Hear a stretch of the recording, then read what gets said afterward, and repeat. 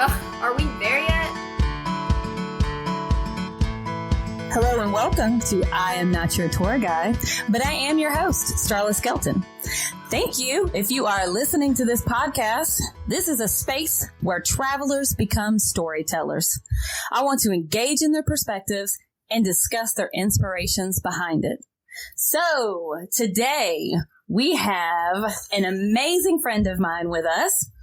We are going to listen to a couple of his stories, just a couple of his stories, and he has been all over the world, and I want to hear about his tales and tragedies in the art of travel. So today we have Mr. Henry Alexander Mcclain with us. Hello, Henry. Starla, thank you for having me. It's a pleasure to be on. Yeah, I'm just excited to get this thing going and answer any questions you may have.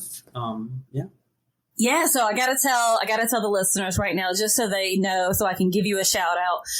This is take 2 for Henry, Alex, and I. We did this a couple weeks ago. He was the first person I ever interviewed. I was like, dude, please, I need help. I got to learn how to do this. You're a great person to talk to. I feel like you would be a great person that I can at least start my podcast adventure with. And Henry, God, I keep calling you Alex. Henry was like, yeah, I'll do it. I'm ready. Let's go. And I had problems with audio, the microphones. I couldn't get things right. I botched it. You couldn't even hear some of his stories. So I was like, dude, if you don't care, can we do a take 2? Because I want people to hear your stories. You're fascinating. I want people to hear you. So he is awesome. Thank you so much for giving me another chance and another opportunity to talk to a baller on a budget. There you go. Always. Yeah, thank you. And don't worry about getting my name wrong. I've gone by many names over many moons, my child. So, what's in a name at the end of the day? Oh, what's in a name? Pop off with, we can just go ahead and get things started. I'm not even supposed to be a traveler. I stumbled into this life. It was a complete mistake with the cosmos. I come from a small town in West Georgia. Most of the people there, their idea of vacation is going down to Gulf Shores or Panama City and gorging themselves in overpriced snow crab, and then going home.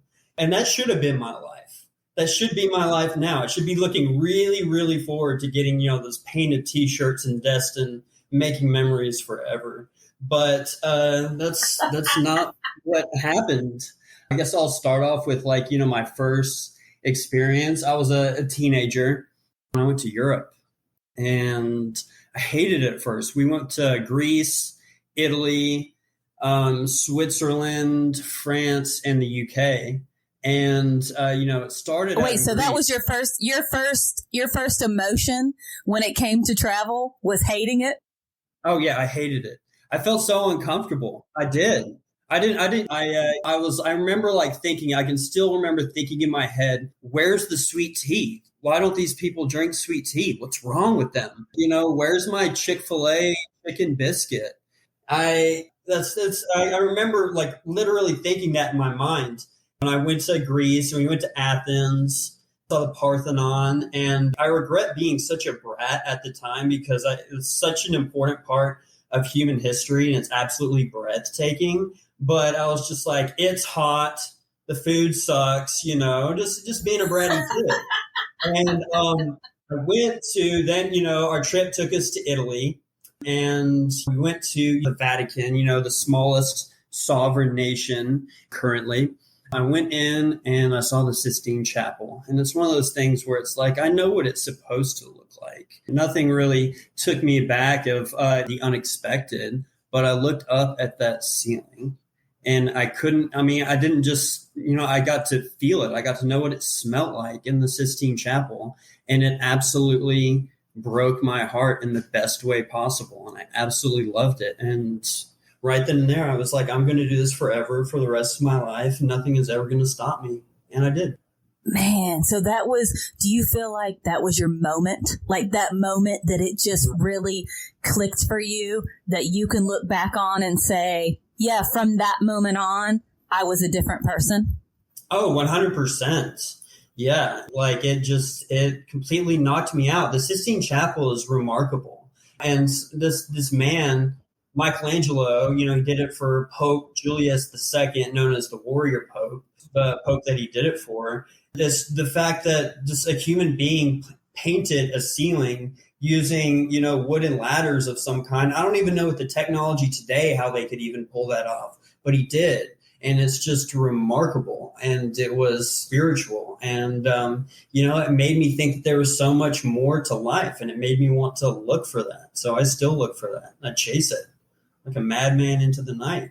I love, like when I say I love, I mean, like, I love how maybe another person could experience the same thing you did. But what you took away from it really has shaped who you are. And I mean, you're passionate about these experiences that you've had. And to me, that's very inspiring. And these are the kind of people, you're the kind of person that I love talking to about travel, because I'm like, man, he feels it. It's not just something that he does, but he feels it. And so over your last few years of globetrotting, now remind me, we've talked on a personal level as far as like how much traveling you've done, but just in the past few years, how many countries have you been in the last few years? Let me pull up my Flighty app. Some of my very COVID conscious people are going to be like, you did how much traveling during COVID? Yeah, it just is what it is. Since the start of 2020, I have taken 43 flights.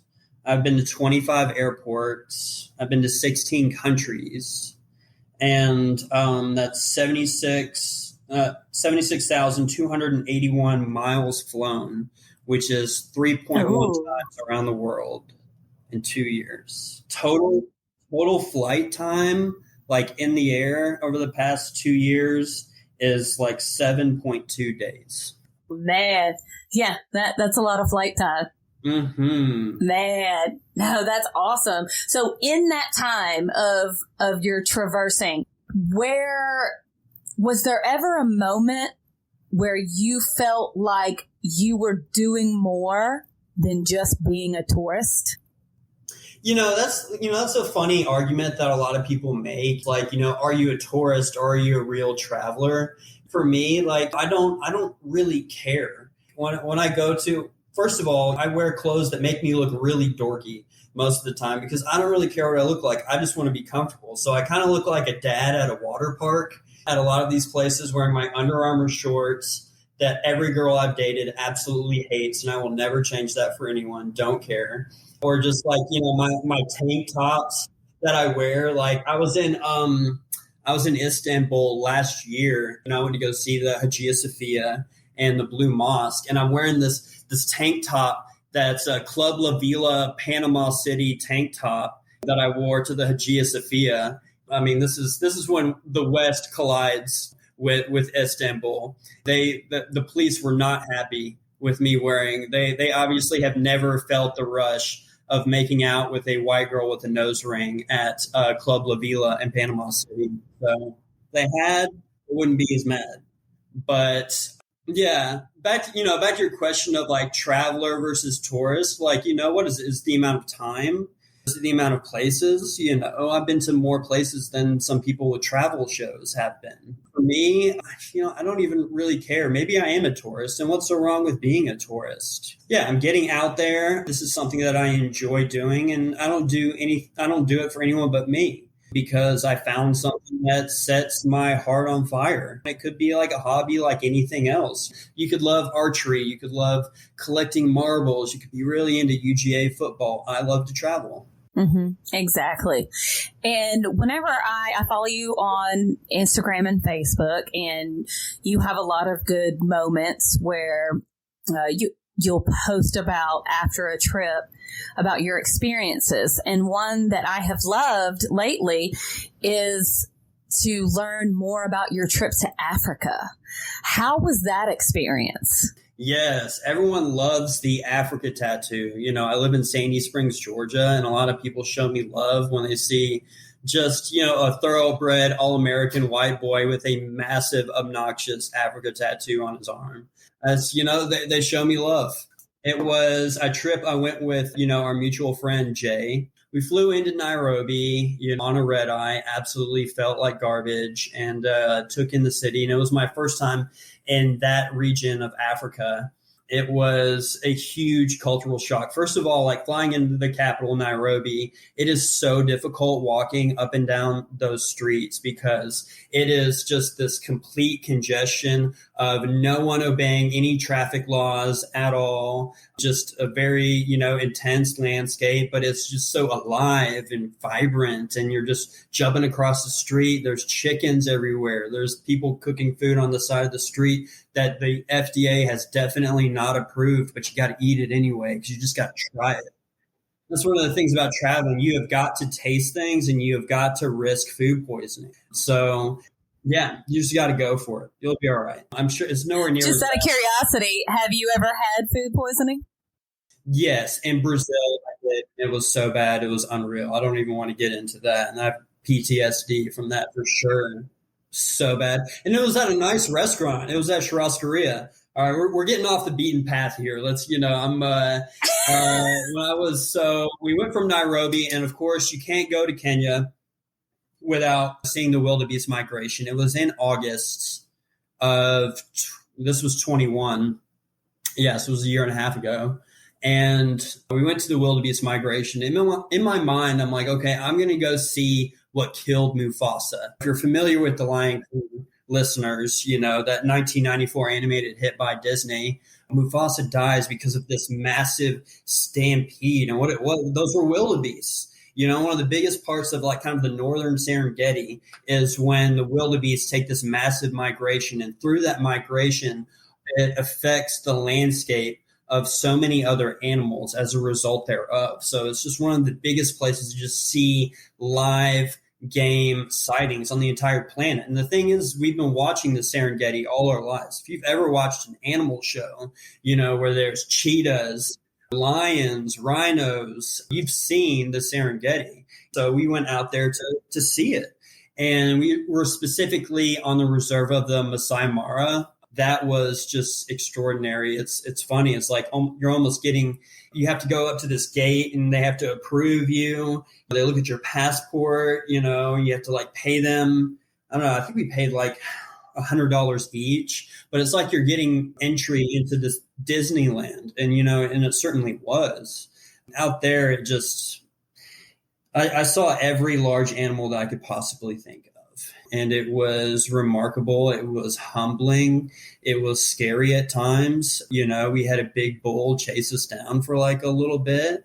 I had to change my shorts after that event because it was, oh my gosh, it was so thrilling and exciting, and you had your blood pumping, like African elephants are they're huge in comparison to Asian elephants or a lot of the ones that you see, in cages here in the United States. The wild ones that are free to roam out there, especially in the Serengeti, they are massive. They're massive. They're tanks. They're bigger than tanks.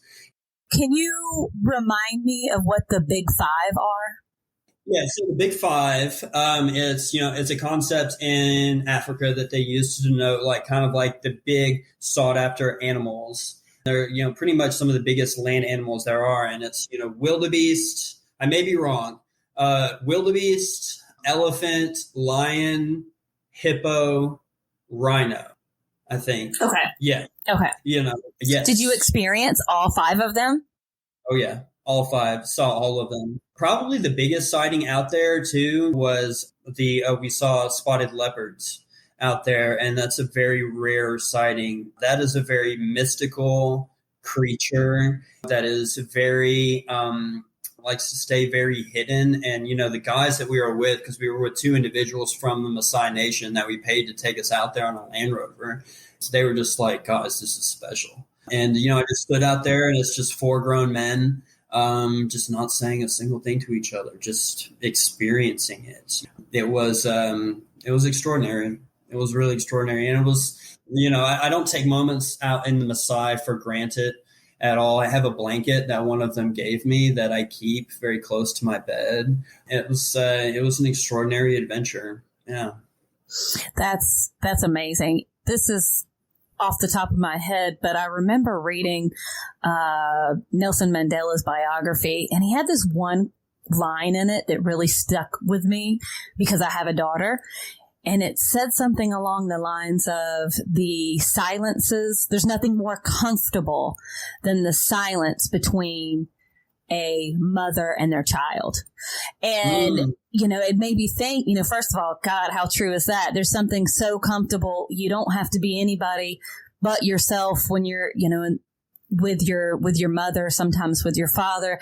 And also it's a rarity. I feel that way. But every once in a while, when you're traveling with that right person or that right small group of people, those moments of silence that you all have together, for example, what you were just describing to me, where you were at, those moments, they're so comfortable. Like you don't have to be talking. You're all reflecting on that day. You're all reflecting on the experiences. You don't have to talk about what you just saw because you're still going through it in your mind. I love those quiet moments on trips where you're just reflecting, right? Oh, I love that, and especially in that relationship that you just described between, a mother and their child. It's very similar with just a human and a wild animal. You can't sweet talk them. You can't buy them. You're just at this standstill, and who you really are comes out. I mean, whether it be threat of danger or the truth is told in those moments. I had a moment where we were out and, we stopped the engine, and there was just the sun was coming up right above the horizon, and there was just these massive African elephants that were walking right past us. And, you just make slight eye contact with them, and they saw me for who I really was, maybe the good in me, the bad in me, and everything else in between, for sure. So while you were in Africa, I know you had these experiences with the animals and with your friends, people you were with. Did you also have a in-depth experience in a local school? I did. Well, my friend Jay left, and it was just me by myself. And we were in Nairobi, and he was catching a flight back. And I wanted to fly out because I really wanted to see the Indian Ocean. So I flew out to Mombasa. I stayed in North Mombasa in this place called Nyali. It was a really cool experience. I was in a hostel. There was this gorgeous Israeli girl there. There was this other girl from, what was she, Swedish? Yeah, Sweden, who was like teaching down there at a different school. And I befriended this young man from Nigeria, and him and I became fast friends. He was volunteering at this school. He asked me if I wanted to come out, and I was like, sure, I'll come out and meet the kids, whatever. It sounded like a good experience. So I went out there, and the headmaster was this really nice lady. And she said, okay, well, I have a class scheduled for you. And I was like, you have a what? And she was like, yeah, you're a teacher, right? And I was just like, no, I'm not, and she was like, well, do you want to do it anyway? And I'm like, what is going on here? I'm like, once again, I'm in a tank top. I've got like sandals on. I wouldn't want to be taught by me. I just look like some scrub from Little 5 Points trying to find himself. She wants me to be an educator, so I'm like, okay, you know what, whatever, F it. Okay. So I go into this classroom that's this dirt floor, and it has their 5th grade students. And she like literally is just like, the podium is yours. And I'm like, okay. I had no idea what to do. So I just reverted back to my favorite Robin Williams characters. And I decided to put a Robert Frost poem on the chalkboard. It was, I shall be telling this with a sigh. Somewhere ages and ages henceforth, 2 roads diverged in a wood, and I took the one less traveled by. And that has made all the difference. And I put that on the board, and I read it, and then I asked them all what they thought. No, I just got crickets, they're just sort of like, what is this idiot doing? And then I just sort of dissected about how there's nothing more braver than just being yourself in a world that tries to get you to be like everyone else. There's going to be two paths in your life. Why don't you take the one in which you're true to yourself? And that just sort of like broke this sort of like icy barrier between them and I. And over the next couple of weeks, I attended school and got them ready for some standardized testing that they had. And it was just mainly, I was in the 5th grade. So the main thing I was just concentrating was on reading comprehension. Kenya, kind of like the home language is Swahili. However, they've been colonized by the British and they weren't freed until I think, correct me if I'm wrong, as 1964, I think, was when they finally were sovereign autonomy from the UK. So English is kind of like their business language. So I wasn't having to teach them English, but what I was doing was helping them sharpen their language skills, which can benefit anyone at any time. Well, I fell in love with it. I had this little girl that was just this brilliant young lady. She asked me, did I feel uncomfortable being the only white person in town? She was so blunt. And I had this special moment with her where I just sort of like got down on one knee and I said, Khalifa, there is absolutely nowhere in the world I'd rather be. Yeah. Yeah, that's awesome. And I'm sure you meant it. I did. Yeah, it's a fantastic thing to just sort of be in the present. I've had difficult times in my life in which I was either haunted by the past or anxious by the future. Like being truly present and knowing where you are is exactly where you're supposed to be is the very abundant feeling. I had that when I was there. Yeah. You just gave me this perfect segue into my next question for you, which is, do you feel like you have ever traveled because you were trying to run away from something? Wow. I don't know if I have enough sparkling water to really answer that question, but give it a shot. Yeah, I certainly have always tried to, run away. Like, I don't know, I've had moments in my life where I wasn't really pleased with where I was at, and I always tried to, geographic change of some kind. Or maybe I was endlessly chasing something that I'd find various countries and continents across the world. But like no matter where you go, there you are. And it's one of the certain things that you can't really change about yourself. No matter how much traveling you do, it's just always going to certainly be there. And travel has alleviated a lot of pains in my life and has started a lot of like romance, not just with another person, but romance with myself. Traveling is a love letter to myself by myself. Yeah, I'll pretty much always be an outlaw that's at least running from something. These days, usually the IRS. Come find me. So not in a deep thoughts by Jack Hanna type of way, but just to kind of dive a little bit more into your thoughts, because I know as your friend that you are a big Hemingway fan. He's had a big impact on your life and your love for just literature in general.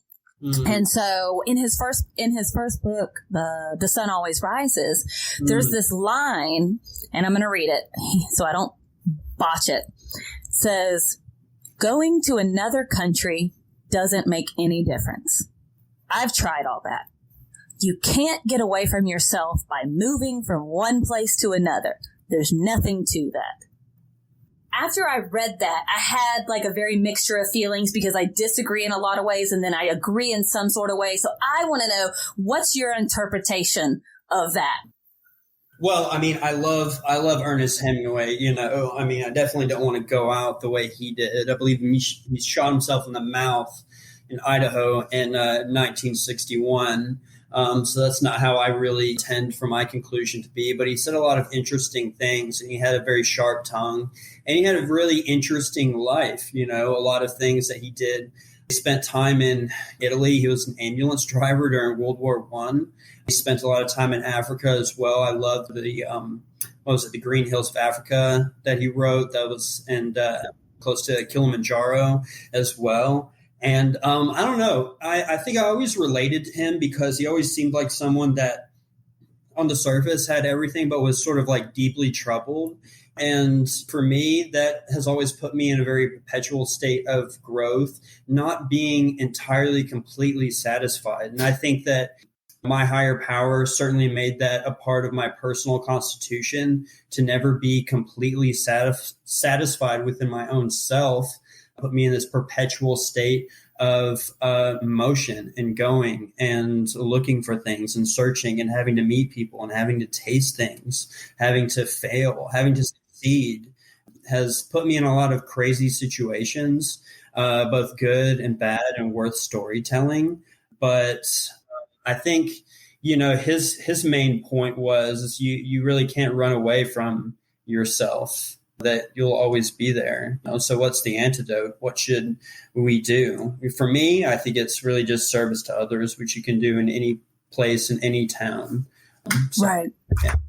Yeah. No, I agree with you, and love reading of his travels and his thought process, especially his thoughts on Kilimanjaro. That his short stories alone on Kilimanjaro is what originally made me say, "Hey, I want to go to Kilimanjaro." Like, it's just that feeling. I wanted to have those same and experience those same feelings. But the other day, like, as an American, I feel like sometimes we are made to feel guilty when we take off work to travel. People are like, what? Oh, you're going to miss 2 weeks of work. Ugh. Like, we're made guilty to feel like, hey, you should just be working. You need to work your butt off. Yeah, take off your 2 weeks of travel each year. But I feel like there is this stigma towards it, of taking more time for yourself to go out and have experiences. Do you ever feel guilty when you take off work to travel? No, not at all. I feel guilty when I'm home and not experiencing this like gift of the world. And I don't know, it's funny, you should ask that same question to the Europeans, because all they do is travel. I don't know who's running that continent, because no one's home ever. No, especially I'm like, what is going on in the Netherlands? You guys are literally everywhere I go. Everywhere I go. I have a Dutch buddy for every place that I've been to, and they love to try to talk smack with me and whatnot, because they think that I'm from Texas based on my accent. And evidently they think that I'm single-handedly responsible for getting Trump elected as well. So I have to defend that. I had any part in that at all, ever. Oh my God. Yeah. Feeling guilty. No, not at all. I keep my affairs in order. With my current career, it gives me the latitude to be able to travel whenever I want to, and I worked really hard to put myself in a position where I can be able to do that for sure. So no. Yeah. Never. No. Good. Okay, good. And so I see you're pounding some soda waters there, which shout out to soda waters. They're delicious. But that brings me back, because you and I have known each other for about 12 years now, and that soda waters were not always the case. They were not always your choice. And so now, and I know it's okay to say, you are sober. You are a sober man living your best sober life. And have you found it hard now that you've been sober to travel and stay sober? Because it's part of the culture in a lot of places you go, especially places like hostels that you visit. It's just the thing to do at night. Break out the bottles of wine, get to know each other, talk to people. And alcohol seems to be a lot of the common bond between people. So have you found it harder, or is it come naturally to you? That's a great question. And being sober is an important part of my life. Sobriety is like basically being in a room that I've always wanted to be in and was always locked until I was able to unlock it. See, March of 2020 was my first trip as a sober individual, and I went to Guatemala. I know you're a big Guatemala gal, and flew in. Love Guatemala. Ooh, it's my favorite. Well, one of my favorites. It's probably in my top 3, but go ahead. Yeah, it's for sure. It's very underrated. It's very and how close it is to the United States. Like it blows my mind that everyone hasn't been there. So I flew into Guatemala City. First order of business in Guatemala City is get out of Guatemala City as soon as possible and go to Antigua. Enjoyed that for a few days. Acatenango was closed, so I was mad about that. But I was able to scale both Pacaya and Fuego for the days that I was there. Yeah, it was extraordinary. And then I left there and then went out to Lake Atitlan and stayed at one of my favorite hostels ever, the Dreamboat Hostel, run by some really, really cool Germans that are extraordinarily young to be running a hostel, but they're really cool guys. So I'm at Lake Atitlan, at Panajachel specifically, but Lake Atitlan. And I got out on this boat, right in the middle. It's this big lake, and I asked this guy who had a boat, hey, can I just get on your boat? And I had paid him some quetzals, like, I don't know, it was probably 50 quetzals, and got out on this boat. And it was my first experience. I'd done a few things in Guatemala, my experiences back in Antigua, but I got on this boat in Lake Atitlan, and I just sat on top of it and just rode around for a solid hour. And I started crying because I didn't think that I was ever going to really enjoy life again. I thought that who I was a party guy. I was someone that had to get intoxicated to have fun, had to get, drunk or high to experience life. And I was just so wrong. And I was just so grateful that I was completely wrong. It was actually better because, my life is just real now. I'm not faded.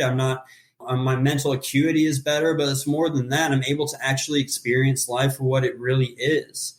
And I just cried because I was happy, and didn't expect to be that happy, and didn't expect to feel all of those things. But it's an extraordinary feeling in this life to find things you didn't know you're supposed to be looking for.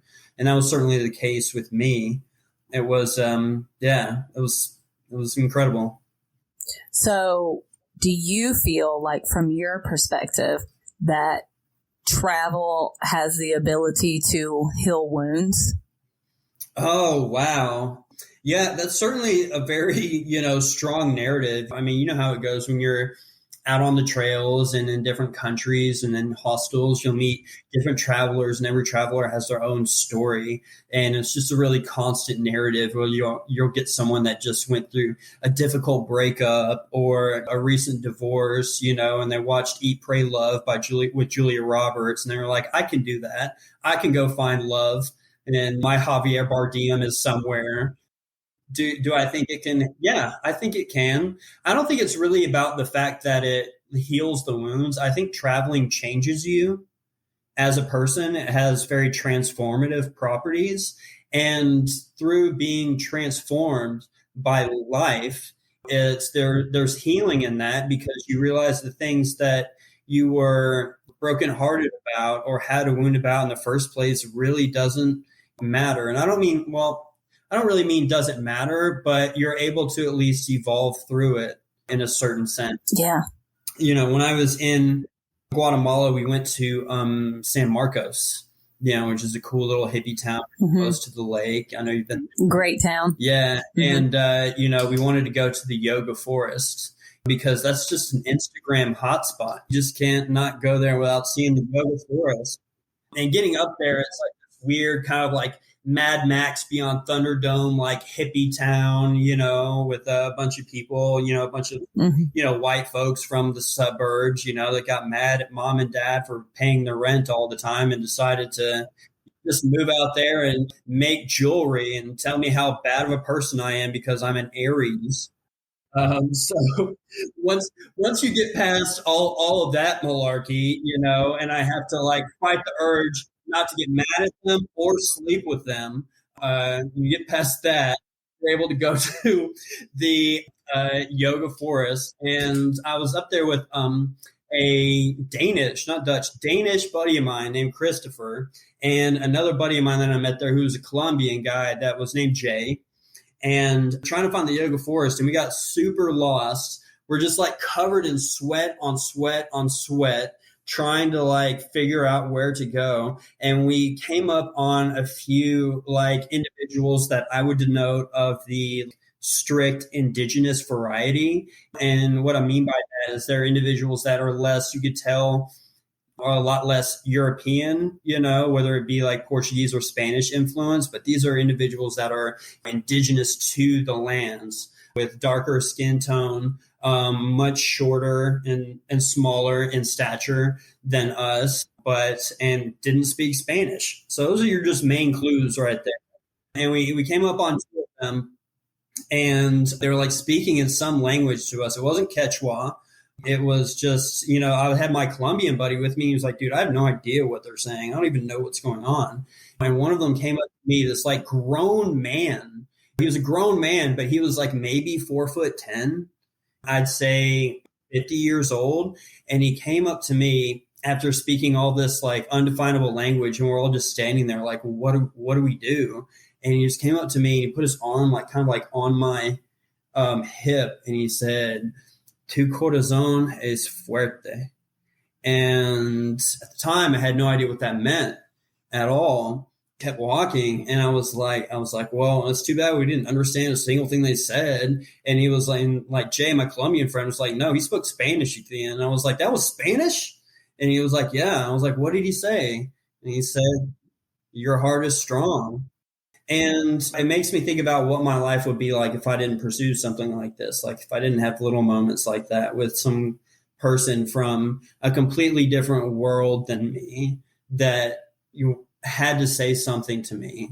And we looked each other in the eyes, and he said that to me. I didn't know what he said till after, but I tried, when we came back down, I tried to find him, but I couldn't. And I just got to have this moment with him. It was very special. Oh, that's so wonderful. So yeah, you have been incredible in answering all these deep, thought-provoking questions that I was planning just for you, because I know with you, I can ask you any sort of question. You'll dive into it and give me this authentic answer, just laced with conviction that you have felt and experienced while you're traveling. So on a lighter note, tell me some of your favorite things to do while you're traveling. Like, you know, is food the focus of all of these? Is there like, are you a person who wants to go try some sort of bike ride or hike, or like, what are you kind of drawn to do whenever you're traveling? Or does it depend, just depending on the place? I mean, that's a great question. I could go in a lot of different directions with that. Like, I think, so a lot of my friends, they love to take cruises, and I don't blame them at all if that's what they like to do. That's what makes you happy. You know, I'm not in any place to judge, but I'm judging you because you've got this like strict itinerary. Everything's included, but you're getting food that's sponsored by Chili's the whole time and whatnot. And you're just drinking Mai Tais until you either get drunk or diabetes first. The point is they have this like strict itinerary of all these things that they do. For me, what I love is that I don't have an itinerary, that I love just being plopped down in a country, and maybe I'll do some research on things like, you know, I mean, I'm not going to Istanbul without seeing the Hagia Sophia. I'm not going to Kenya without going to the Serengeti. It's like, you know, I'm not going to Rio de Janeiro without seeing Christ the Redeemer. But for the most part, I like to not have an itinerary and just get lost and see what happens. I love that feeling. And, you know, I know a lot of individuals don't really have the latitude to really do that, especially a lot of individuals don't like being by themselves in foreign countries. But me, I just don't really care. I'm, you know, ready for any event like that or anything that could possibly happen to me while I'm traveling. For sure. I've experienced a lot of crazy things as a result thereof. Right. So I have a couple like little fun questions for you, and I feel like these will be fun for you to answer. And then if any sort of travel, if it triggers any travel moment or particular event for you, feel free to like branch out and tell me a fun story. So here's some little fun questions for you. You get the opportunity to travel for a month, right? Would you rather hitchhike from Belize to Panama, or would you rather chicken bus it? And for those who don't know, chicken bus is just like a school bus, but there's no such thing as an empty chicken bus. It's people. It is 9 people to a seat. There are actual chickens. There are other farm animals. You are holding your backpack sometimes on your head because it won't even fit in your lap because the neighbor's baby is in your lap. Like, it's an experience in itself. Like, if you've never experienced an actual chicken bus ride, it is hands down one of my favorite experiences, because I just feel like for a moment that I am in some other world. I am transported to this chicken bus. So it's a great feeling, but at the same time, if you're chicken busing it from Belize to Panama, that is like that's a lot, right? Like, that would be a long trip. And again, you can stop, you can experience different countries, but if you could only choose hitchhiking or chicken bus, which one are you going? Oh gosh. Well, I mean, first of all, and people need to know that the chicken bus was your actual school bus that you rode on in the late 80s. They're all old school buses that Guatemala and other, Central American countries, more prominent in Guatemala than anywhere else, where they just buy them from the U.S. at a really cheap price. You trick them out to make them exclusively of the Latino variety with fancy, like, metal to make it look more vibrant and alive. There's like holograms and stickers as well that like decorate the windows and the front and the back windows, and the music's really loud. Yeah. Have like pigs sitting next to you and literally live chickens. You might be covered in, chicken blood at the end. Who knows? Or person blood, because someone might get stabbed while you're on there. It's all part of the adventure. It's great. But would I rather ride a chicken bus from there to there, or all the way through Central America, or hitchhike? I don't know. Like, I mean, you're covering so much territory in which I would be like fascinated and wanting to stop and like actually experience things along the way. I wouldn't just do like one straight trip. I'd probably hitchhike this old REI backpack that was intended for Boy Scout camp that has been all over the world. And I love just like loading my stuff in there, putting it on my back and just going. I hate checking my bags. That's why I have that travel backpack, because most of the time I can just put it in the overhead bin, and that's all I need, especially for individuals that like haven't really traveled a lot. They hear about my trips and I'm just like, oh my gosh, how much did it cost? One, you don't really need to take as much as you think you need to take. And two, the way I travel, it's nowhere near as expensive as you actually think it is. I mean, I'm not traveling to, for the most part, America is a lot more expensive than anywhere else. So actually staying here and going out to eat is a lot more expensive than most places you go to. And if I'm traveling, I'm not going to Tokyo or Moscow or London or New York, which are the most expensive cities in the world. Latin America is great. From most of the countries there, you pull $100 American out in their currency and you get this massive rack of money, and it's time to buy dinner for everyone. It's great. If you're American and your currency that you operate under is the American dollar, you have what it's referred to as a hard currency. Exchange rate for that is highly in your favor. Yeah. Okay. So hitchhiking, that's going to be your mode. Hitchhiking. Yeah. Okay. Love it. Okay. So would you rather couch surf or stay in hostels? Well, staying in hostels for sure. I love the hostel experience, the community of it. And I also love that, like, the older you get, the more you become, the individual that likes to watch out for the younger ones. Like, I've gotten to the point now to where they don't even like get to a hostel. They don't explain to me the in and outs of what a hostel is. They just look at my rank displayed across my arm and just immediately know that I'm just a travel scuzz. So, and then ask me if I want a job. But I love the hostel experience. And I think we definitely should clear up a lot of misconceptions about what a hostel actually is and isn't. I mean, it absolutely blows my mind how many people in America, their only idea of hostel is the Eli Roth film called Hostel, in which a bunch of people get murdered in Eastern Europe. I'm a huge hostel goer, and I have several apps on my phone that help me locate great hostels and places I want to stay at, and it's very extraordinarily cheap. In most of Latin America, a stay a night is 10, $15. And that goes back to a lot of people that think that traveling costs so much more than it needs to.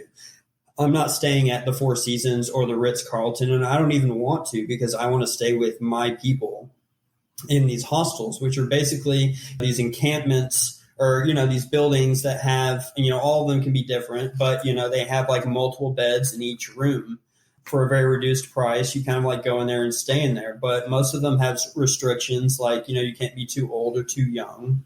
18 to 40 is usually kind of like the target. Some allow older individuals, but it's rare. And most older individuals do not want to be with the younger individuals. And I get that. I'm almost getting to the age to where I'm getting too old for hostels, maybe a little bit as well. As soon as I hear a 19-year-old playing Creep by Radiohead on the acoustic guitar, that's my cue to go get a hotel as soon as possible. And I need to leave, because it's only a matter of time before the ketamine is going to be brought out. So I love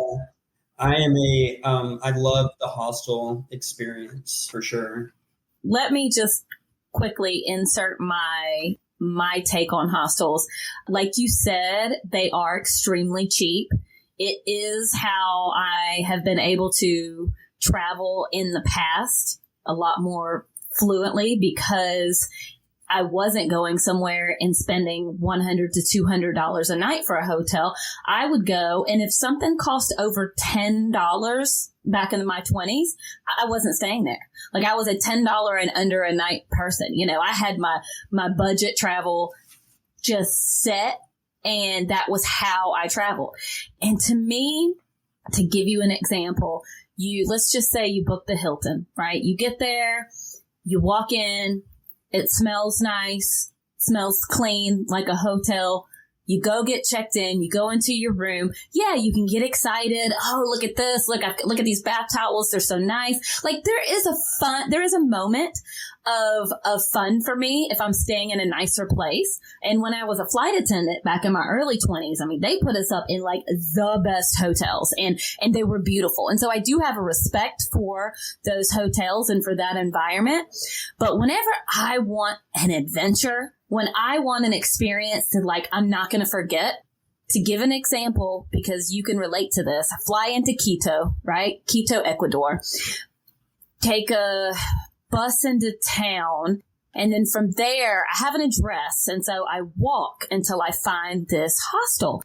And it is up a hill. I'm talking like up a hill. And I was like, oh my Lord, my backpack is heavier than I thought. And so I get to this hostel, and you get introduced to people. They want to know, hey, we're having this family dinner tonight.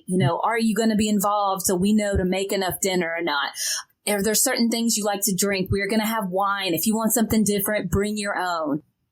I'm sitting in front of this little fire pit overlooking the mountains, overlooking the city. I'm outside meeting new people. Like, there's such a different feel. And guess what? I have warm water. I have a clean bed. It's not like I'm just giving up all the pleasures in life, but at the same time, I'm just kind of narrowing it down to this area where I can share my experience with other people, right? Like, isn't that just a good feeling to encounter? Oh, it's better than good. It's extraordinary. You're getting a real experience. And individuals that want to go to a hotel, again, however you want to travel, you can travel. But me, I'm exclusively, most of the time, a hostel person, because you get this genuine, sincere experience. And especially in a lot of places in Latin America and Africa that I've been to, they're so warm and welcoming and want to ask you questions about your life. You can check into the Four Seasons and then go find your local TGI Fridays if you really need to feel those comforts of home. I like to be able to check into a hostel, talk to the person who runs it. He'll usually introduce you to their partner, and then you get to meet their kids. When I was in Quito, and that was the first time I had encebollado, which I absolutely had an incredible romance with. It's kind of like this fish that they make that's really special to Ecuador. And it was, it was just mouthwatering. It was transformative. It was incredible. And, the whole time I was there, I didn't want to eat just like regular food. I'm going to Ecuador because I want an Ecuadorian experience, and I got one. And you get them. Hostels are being specifically in hostels is a great way to like really kind of like put you in that, because you're around real people and not a corporation. Oh, yeah. Okay, so next question. If money is not an option for you, Europe or South America? Which one of those two is more your flavor these days? I'm definitely someone that's like, why choose? I love them both. Europe is definitely a lot more expensive than South America for sure. I think it really depends on your age to a certain extent. So like, a lot of continents are a lot more physically demanding, and South America is definitely one of those where if you're bouncing around from country to country, definitely, it's a 20s person game, or their 30s. I don't want to be, it takes a lot to make me uncomfortable, but I'm probably not going to be riding around on a chicken bus when I'm 65 years old. I'm going to be like, no, I'm not doing that at all. And a lot of people, I've been all through Europe and all through South America, and like heritage is Irish more than anything else. And I've never been to Ireland, and I've never been all the places that I've been to. I've never been to Ireland, which is like, kind of like my heritage, even though everyone's heritage is technically Africa, but most of y'all aren't ready for that conversation. So my direct lineage most recently would be Ireland. And I am saving that trip for when I'm a much older man, because I'm a pretty dramatic person. And I think that Ireland would be a great thing to do for me to walk around as just sort of like an old, brittle man, that's been to all these places. And Europe is a lot less, you can get around really easy. It's more expensive, but it's a lot less physically demanding. So like right now, I concentrate on a lot of places that I'm not going to be able to do when I'm older. And South America is really great for individuals that are on a budget and don't really have that much money, but really want to experience culture and travel. You really can't go down there. Not only that, but you can find work really easy. If you speak English, getting a job at a hostel is really easy down there. Just being a bum on a beach somewhere, I don't know how some people do it, but it's done. Every country, every continent has its season in your life, and your life is going to have many seasons. For me, I did a massive South America tour, and I've been to Africa and Europe in the past couple of years, and concentrating a lot of my efforts at the end of the year doing a temple tour in Vietnam, Laos, and Cambodia, or my next big trip. I have to see Angkor Wat for sure in Cambodia. That'll be amazing. We'll have to definitely talk again after you take that trip. 100%. Mm. When you're on an airplane, if you had to choose to sit in a seat where either the person in front of you puts their seat all the way back, or the person beside you just refuses to keep the armrest down, they're one of those people who gives them more room to put the armrest up. Which one are you choosing? Where are you choosing to sit? Wow. I've had a lot of bad experiences riding with some people on planes. Like last year, I almost got into a fight with a French guy flying from Rhodes, Greece to Athens, Greece. I don't know, I'm not perfect. I have my own idiosyncratic shortcomings. And when people are like rude and uncourteous, it like really gets under my skin, like really fast. And that's something that I'm working on, personally. And that's taking things too personal in general. And travel has really helped alleviate a lot of that. You realize such a small part that you really occupy in the world. And I find fulfillment in knowing how much I really don't matter. So in the case of someone, I think I'd prefer someone reclining their seat in front of me, as opposed to, I'm kind of a wide guy these days. So I think the armrest thing would definitely get under my skin faster. But I've taken so many flights in my life that I've gotten to the point to where, I don't know, I feel safe on a plane. Like, I love it. There's either that excitement of departing to a trip, or there's just like sort of that blissful surrender of after an extraordinary odyssey, just flying back and resorting to regular life with this sort of like stupid smile on my face. Yeah. Yes, that's amazing. Okay. Last good, fun question. I want you to tell me, if you could only visit 2 more places in your life, one of them being a place you've already been, and one of them being a place you've never been. You can pick one place you have been, one place you've never been. What 2 places are you visiting? Wow. I wasn't really prepared for that. But that is a really, really good question. Haven't been to Nepal. That's a traveler's Mecca that I'm yet to do. I actually had a flight to Kathmandu in March that I had to cancel because work is just taking off. But return to, and I only have one choice. Yes. Yeah, Greece. For a lot of reasons. One, I love the foundations of democracy. I'm a history nerd, and I love sort of that Greek culture and the food. The food the food is so great in Greece, and it's not just the food; it's the fact that the Greeks have just mastered the restaurant experience, and they're so proud, so passionate. They don't want you to just like come there, consume food, and pay because your body requires it. They want you to like eat their food and not say anything because you're just sick with longing, because you're just like absolutely destroyed from the inside out. You're just like consuming this food and you can't stop. The sickness and its cure like simultaneously happening at the same time. I had that the last time I was in Greece. I was with a few Dutchies and a few Belgians. This one really cheeky guy from the UK.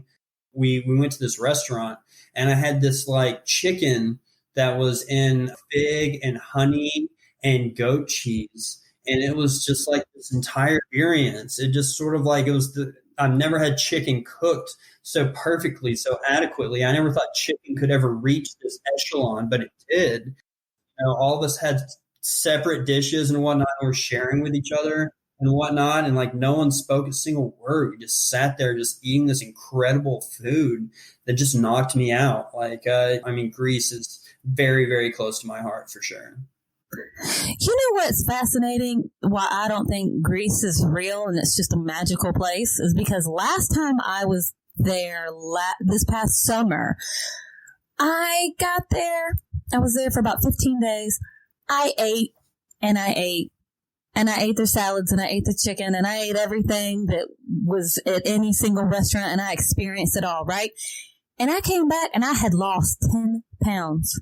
How do I eat everything I want to eat? Every gelato I pass. How do I eat everything for 2 weeks and lose 10 pounds? What do the Greeks do?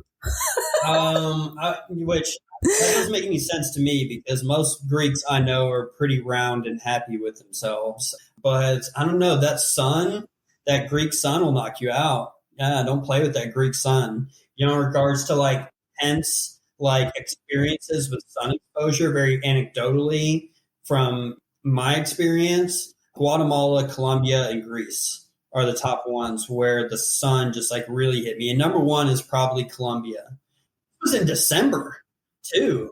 Colombia, the sun like attacked me. I was in Santa Marta, a la Playa. It was the sun just absolutely destroyed me. Yeah. Yeah. Well, okay. So you had mentioned earlier that you had to cut out your March trip because you've got a lot of good things going for you at work. So this is the time I want you to plug yourself because I want you to be successful in business. So what exactly are you doing in your personal life right now? You want to give yourself a plug? Of course. Well, yeah, if you're in the Atlanta area, and several other states, we'll say all around the Southeast, straight line wind gusts have been detrimental to roofs all over the Southeast. And I'm a certified inspector. Found that a lot of homes are in direct need of being either repaired or replaced. give me a call at 770-862-6304. I work for First National Roofing out of Alpharetta for your free consultation, and ask me how I can be the absolute insurance crusher that I am and get you a brand new $20,000 roof for the price of your deductible, which is more than likely $1,000. Even if you are State Farm, I'm on a hot list with them right now. Oh man, I love how you could just sell yourself. You're so good at it. You're like, hey, this is what I do. Let me tell you. Come to me for all your roofing needs. I love it. Oh, yeah. I absolutely love it. Yeah. So I never thought I'd be working in this industry. I just kind of fell into it like anything else. But I protect my clients. We use All Certainty products, which is a shingle company that's been in existence for 110 years. Everything is backed by the best warranties in the business. And the only real loser are insurance companies that make hundreds of $millions a year. And I do not cry for them ever. Right. Awesome. Well, I'm going to link all your information in our bio. And I will never get tired of having conversations with you, whether it be about travel or about life. You see things and you experience things in a different way than a lot of people do. And your ability to vocalize them and use satire in the process and just kind of suck people in. Like, you know that quote where it says, I'm going to botch it, but it says something like, traveling, it turns you into a storyteller. It leaves hold on. Speechless. Traveling leaves you speechless, and then it turns you into a storyteller. Perfect. That, I get that from you, right? Yeah. These stories just kind of exude from you once you experience them. Oh, I love that. I think Anthony Bourdain took it like one step further with probably my favorite quote by him. And his quote goes like this. I may butcher it a little bit, but he says, "It's an irritating reality that some places defy description. Angkor Wat and Machu Picchu, for instance, seem to just demand silence, like a love affair you can never talk about." You know? Oh, man. I loved his perspective in watching him travel and eat and meet people and then what he took away from it. And also, he's an advocate for the restaurant world. So again, that also connects me to him. Yeah, he's one of our people for sure. Yeah. For me. Yeah. I don't know. There's one part of travel too that's really important to me that I'd like to share with your listeners. Is there's this. I'm a baller on a budget. So a lot of the flights I get are ones where I'm like landing in the country like 2 a.m. I know you have similar experiences as well, where you get the cheap flights, the Spirit flights, the whatever, always at these like really terrible times because people with money, they like to fly out at noon, get there at 2 or whatever. But for me, I've always got these cheap flights. And there's this feeling where I've got my little backpack, stepping off the flight. It's like 2 a.m. and I haven't scheduled someone to pick me up. And like, I'm thinking in my mind, I'm like, what am I doing? I don't know a single person here. So many things can go wrong. And this like fear kind of like always sets in, and whatnot. I'm not afraid to admit this, this anxiety kind of sets in where I'm like, so much can go wrong. And then I don't know, like I'm drawn to that feeling because at the same time, simultaneously, I'm right. So much could go right. And I try to apply that to my same kind of philosophy in life when I'm here state bound, when it comes to my goals and aspirations and things that I want out of life. If it doesn't scare me a little bit, then I'm selling myself short. And so, I'm at a time in my life where I have big goals, I have big dreams. If I'm not a little bit scared, then I know that it's not really enough. And I chase that feeling when I travel of like being scared because it makes me feel so alive. Definitely not in some sort of weird matrix. And no one is, blazing the path except for me.